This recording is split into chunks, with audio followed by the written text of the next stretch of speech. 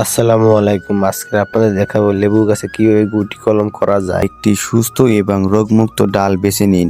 ডালটি যেন খুব বেশি চিকন বা খুব বেশি পুরানো না হয়।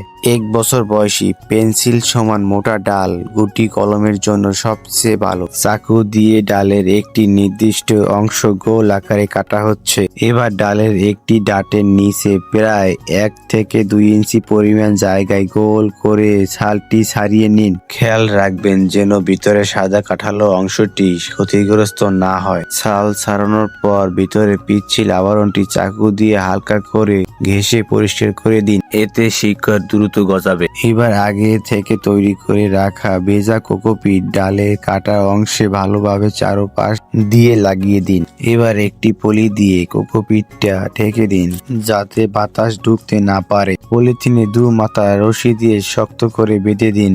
আশা করি ভিডিওটি আপনাদের কাজে লাগবে। ভালো লাগলে লাইক দিন এবং বাগান বিষয়ে আরো টিপস পেতে আমাদের সাথেই থাকুন এবং আমার ইউটিউব চ্যানেলটিকে সাবস্ক্রাইব করে যাবেন। ধন্যবাদ।